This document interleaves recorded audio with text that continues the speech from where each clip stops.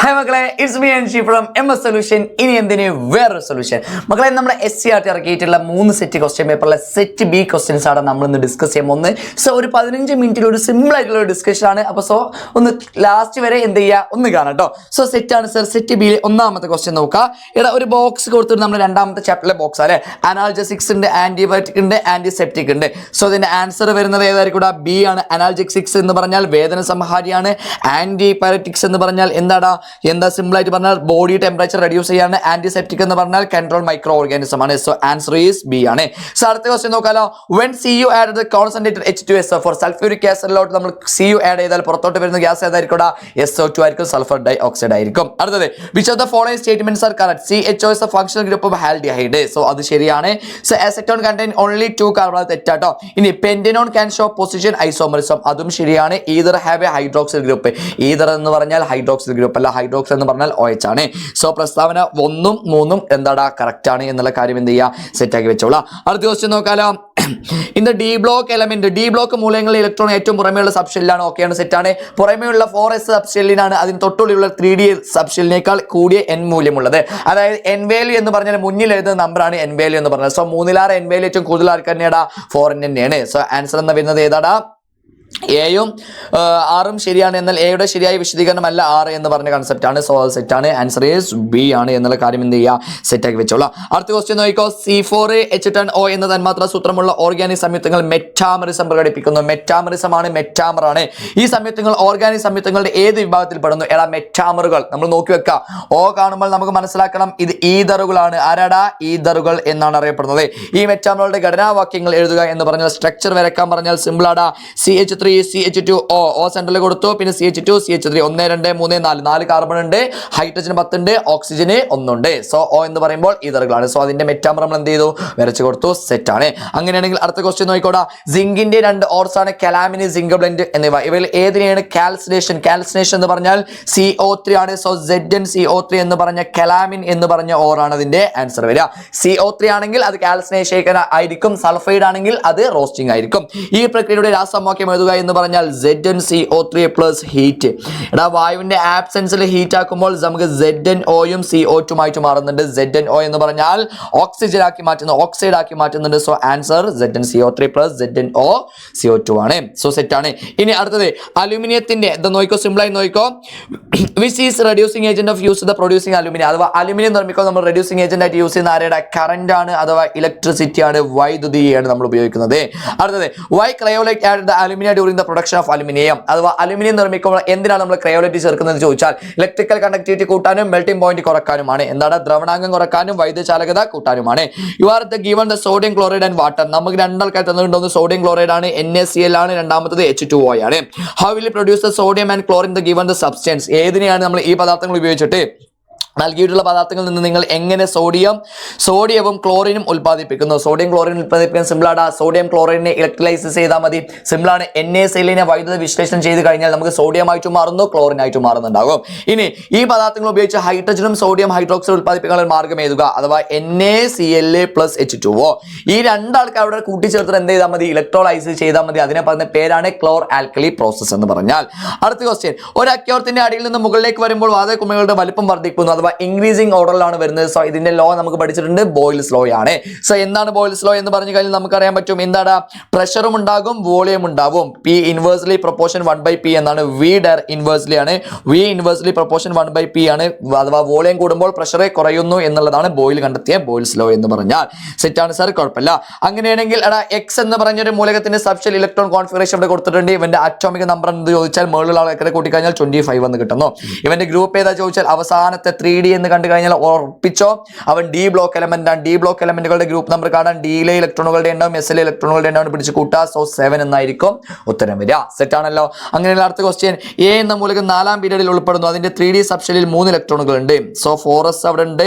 പിന്നെ 3D3 എന്നാണ്. എയുടെ സബ്ഷെൽ ഇലക്ട്രോൺ വിന്യാസം എഴുതുക എന്ന് പറഞ്ഞാൽ ഈ ഓർഡറിലായിരിക്കും പോകുന്നുണ്ടാവുക. അവസാനം 3D2 3D3 4s2 എന്നായിരിക്കും വരിക. എ ഉൾപ്പെടുന്ന ബ്ലോക്കിലെ മൂലകങ്ങളുടെ ഏതെങ്കിലും 2 സവിശേഷത. ഇവൻ ഡി ബ്ലോക്ക് മൂലകമാണ് എന്ന് പറഞ്ഞു. സോ കളർ കോമ്പൗണ്ട്സ് ഉണ്ടാവുന്നുണ്ടാവും. Different oxidation state, variable oxidation state കാണിക്കുന്ന ആൾക്കാരാണ് എന്നുള്ള ഡി ബ്ലോക്ക് എലമെന്റ്സ് എന്ന് പറഞ്ഞാൽ കേട്ടോ. സോ ഓർമ്മയിൽ വെച്ചോളാം. അങ്ങനെയാണെങ്കിൽ അടുത്ത ക്വസ്റ്റ്യൻ നോക്കിക്കോടെ. എന്താണ് ഒരു പൂരിത, അതായത് സാച്ചുറേറ്റഡ് ഹൈഡ്രോ കാർബൺ എന്ന് പറഞ്ഞാൽ സിംഗിൾ ബോണ്ട് ആയിരിക്കും. അവന്റെ പ്രധാന ചെയിനിൽ, മെയിൻ ചെയിനിൽ 1 2 3 4 ആൾക്കാരുണ്ട്. അവന്റെ രണ്ടാമത്തെ കാർബൺ ആറ്റത്തിൽ ഒരു മീഥൈൽ ഉണ്ട്. ഇവന് എന്താണ് നോക്കിക്കോ, രണ്ടാമത്തെ കാർബൺ ആറ്റത്തിൽ 2 മീഥൈൽ ഗ്രൂപ്പ് ഉണ്ടെന്ന് പറഞ്ഞത്. ഇവിടെ ഒരു CH3 വരും, ഇവിടെയും ഒരു CH3 വരും. സോ സെറ്റ് ആണ്. ഇതിന് തന്മാത്രാ സൂത്രം എഴുതുക എന്ന് പറഞ്ഞാൽ 1 2 3 4 5 6. സോ C6 എന്ന് വരും.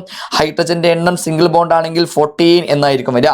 ഇവന്റെ IUPAC നെയിം ചോദിച്ചു കഴിഞ്ഞാൽ നമുക്ക് എഴുതാൻ പറ്റും 2 മീഥൈൽ ആണ്.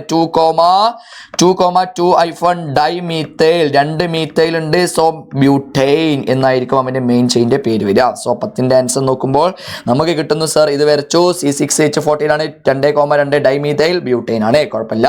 അങ്ങനെയാണെങ്കിൽ അടുത്ത ക്വസ്റ്റ്യൻ നോക്കാലോ. എന്ത് പറ്റി, ബ്രൈറ്റ്നസ് അവിടെ പോയി. ഓക്കെ നോക്കിക്കോ. Zn-ഉം C-യും ഇലക്ട്രോഡുകളായി ഉപയോഗിച്ച് ഒരു ഗാൽവാനിക് സെൽ നിർമ്മിച്ചിരിക്കുന്നു. Zn-ഉം C-യും വെച്ചുള്ള ഗാൽവാനിക് സെല്ലിന്റെ പേര് എന്താ ചോദിച്ചാൽ ഡാനിയൽ സെല്ല് എന്നായിരിക്കും. നമ്മൾ ഫസ്റ്റ് പഠിക്കുന്ന സാധനം അത് തന്നെയാണ് അല്ലേ. സോ അങ്ങനെയാണെങ്കിൽ അടുത്ത ക്വസ്റ്റ്യൻ നോക്കിക്കോ. ഏത് ഇലക്ട്രോണിലാണ് ഓക്സീകരണം സംഭവിക്കുന്നത്? എടാ Zn-ഉം C-യും കണ്ടു കഴിഞ്ഞാൽ ഏത് ഇലക്ട്രോഡിലായിരിക്കും നടക്കുന്നത്? ആനോഡിലായിരിക്കും. സോ Zn-ലായിരിക്കും നടക്കുന്നത്. ഈ സെല്ലിൽ നടക്കുന്ന റിഡോക്സ് റിയാക്ഷന്റെ ഇക്വേഷൻ എഴുതാൻ പറഞ്ഞാൽ നമ്മൾ എഴുതി കൊടുക്കുന്നു guys. Zn plus CuSO4 ZnSO4 plus Cu. നമ്മൾ എന്ത് ചെയ്യുന്നു? നമ്മൾ ഒരേപോലുള്ള 2 ഇലക്ട്രോൺസിനൊക്കെ വെട്ടിക്കളഞ്ഞിട്ട് ബാക്കിയുള്ള ആൾക്കാർ എഴുതി കഴിഞ്ഞാൽ സെൽ റിയാക്ഷൻ അല്ലെങ്കിൽ നമ്മൾ റിഡോക്സ് റിയാക്ഷൻ എന്ന് നമുക്ക് എന്ത് ചെയ്യാൻ പറ്റും? പറയാൻ പറ്റും. സോ ബുദ്ധിമുട്ടില്ലല്ലോ, കുഴപ്പമില്ല എന്ന് വിചാരിക്കുന്നു. അങ്ങനെയാണെങ്കിൽ അടുത്ത ക്വസ്റ്റ്യൻ നോക്കിക്കോടാ. Simple question. The galvanic cell and Cu act the cathode, the reaction taking the place. അഥവാ Cu cathode ആണ്. അങ്ങനെയാണെങ്കിൽ അലുമിനിയം ആനോഡ് ആണെന്ന് പറയാം. ആനോഡിൽ ഓക്സിഡേഷൻ ആണ്. സോ അതിന്റെ ഇക്വേഷൻ ഇവിടെ കൊടുത്തിട്ടുണ്ട്. With salt solution to make the aluminium electrode. Aluminium electrode നമ്മൾ ഏത് സോൾട്ട് സൊല്യൂഷൻ എടുക്കാൻ ചോദിച്ചാൽ നമുക്ക് സിമ്പിൾ ആയിട്ട് പറയാൻ പറ്റും. ഒന്നില്ലെങ്കിൽ അലുമിനിയം സൾഫേറ്റ് സൊല്യൂഷൻ, അല്ലെങ്കിൽ aqueous solution of എനിയും aluminium salt, അല്ലെങ്കിൽ അലുമിനിയം ലവണമുള്ള ഏതെങ്കിലും ചെറിയ ലൈൻ എടുത്താലും സെറ്റ് ആണ് കേട്ടോ. സോ അടുത്ത question. If the magnesium road used the instead the copper, white the direction the flow the electron. അഥവാ നമ്മൾ എന്ത് ചെയ്തോടാ, നമ്മളെ കോപ്പറിന് പകരം മാഗ്നീഷ്യം വെച്ച് കഴിഞ്ഞാൽ അപ്പോൾ മാഗ്നീഷ്യം ആയിരിക്കും ആനോഡ് വരിക. സോ Mg2Al ആയിരിക്കും. കാഥോഡിൽ Al വരും, ആനോഡിൽ Mg വരും. ഇലക്ട്രോൺസ് എങ്ങോട്ടേക്കാണ് പോകുക? Mgയിൽ നിന്ന്, നെഗറ്റീവിൽ നിന്ന്, ആനോഡിൽ നിന്ന് കാഥോഡിലോട്ടാണ് പോകുക. സോ സെറ്റ് ആണ്. ഇനി arrange Cu, Al and Mg the decreasing order of their reactivity. കുറയുന്ന രൂപത്തിൽ എഴുതാൻ പറഞ്ഞു കഴിഞ്ഞാൽ Mgക്ക് ഏറ്റവും കൂടുതൽ, അതിലാറെ കുറച്ച് കുറവാണ്. നമുക്ക് ആർക്ക്? അലുമിനിയത്തിന് ഏറ്റവും കുറവാണ് Cuവിന്. സോ ഡിക്രീസിംഗ് ഓർഡർ നമ്മൾ എന്ത് ചെയ്തു? അത് എഴുതിയിട്ടുണ്ട് സർ. സെറ്റ് ആണ്. ഇനി caustic soda is very important chemical. Caustic soda എന്ന് പറഞ്ഞു കഴിഞ്ഞാൽ ആരാടാ? NaOH ആണ്. സോഡിയം ഹൈഡ്രോക്സൈഡ് ആണ്.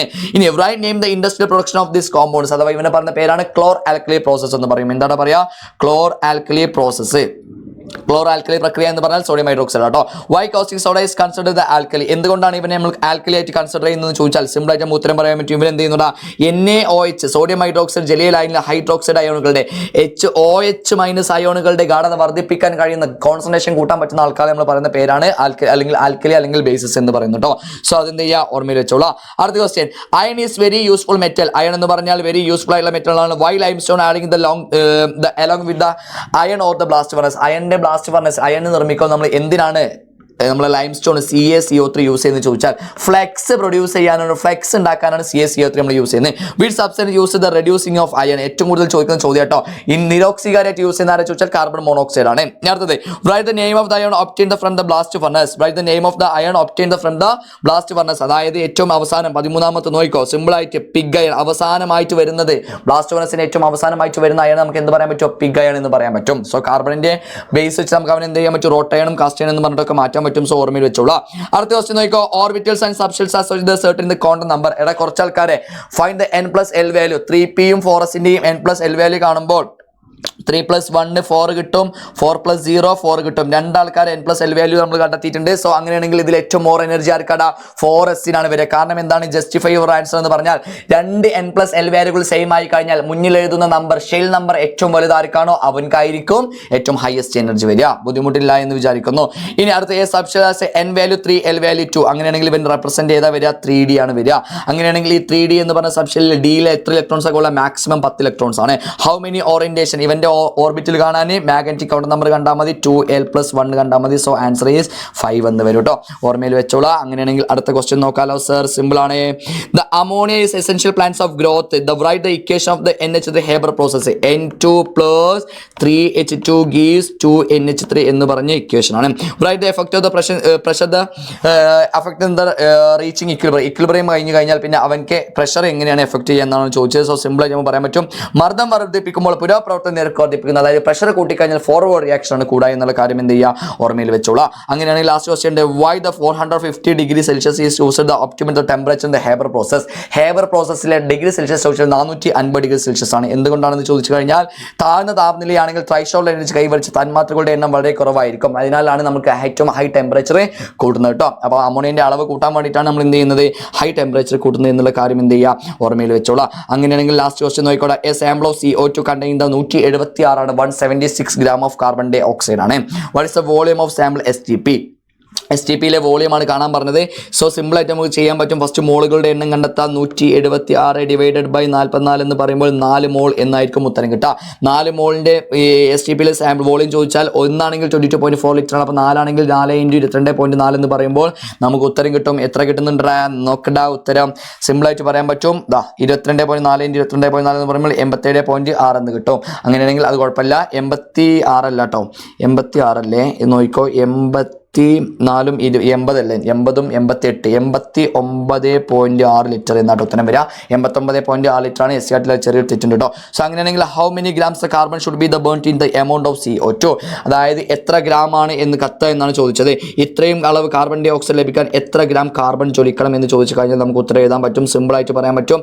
ഇവന്റെ ഇക്വേഷൻ C+O2 = CO2 എന്ന് പറഞ്ഞ ഇക്വേഷൻ അല്ലേ. 1 മോൾ സിക്ക് വേണ്ടത് 1 മോൾ CO2 ആണ്. അങ്ങനെയാണെങ്കിൽ 4 മോൾ CO2 വേണ്ടത് 4 മോൾ CN ആണ്. അപ്പോൾ നോക്കിക്കഴിഞ്ഞാൽ നമുക്ക് കാണാൻ പറ്റും കാർബണിന്റെ ആറ്റോമിക മാസ് 12.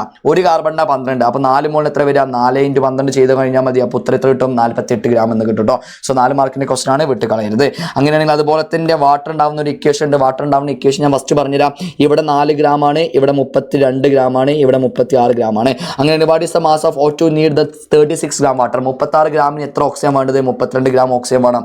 ക്വസ്റ്റിന് ഉത്തരം കിട്ടി. അങ്ങനെ find the volume of H2 gas need the 22.4 litre H2O vapour at STP. എടാ ഇവിടെ നോക്കിക്കഴിഞ്ഞാൽ 1 മോൾ ഹൈഡ്രജൻ നോക്കിക്കഴിഞ്ഞാൽ 22.4 എന്ന് പറഞ്ഞാൽ 1 മോളാണ്.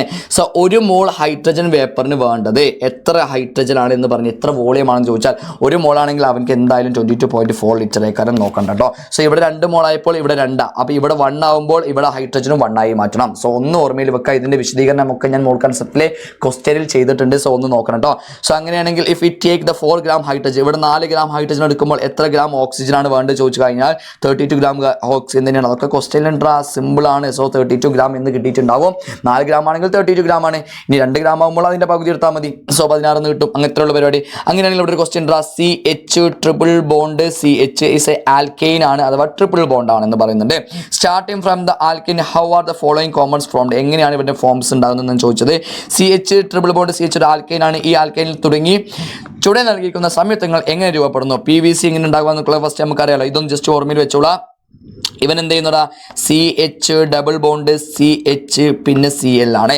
സോ ഇവന്റെ ഈ ട്രിപ്പിൾ ബോണ്ട് പൊട്ടിക്കാൻ നോക്കിക്കഴിഞ്ഞാൽ മതി. CH ട്രിപ്പിൾ ബോണ്ട് CH എന്ന് പറഞ്ഞതിന് നമ്മൾ പൊട്ടിക്കാൻ നമുക്ക് ആരെ യൂസ് ചെയ്താൽ മതി അറിയോ, HCl യൂസ് ചെയ്താൽ മതി. ഒരു ഹൈഡ്രജൻ നമ്മൾ എന്ത് ചെയ്യുന്നു, സിമ്പിളായിട്ട് പറയുമ്പോൾ ഒറ്റ കാര്യം ഇങ്ങനല്ല, ഇങ്ങനെ ആലോചിച്ചാൽ മതി.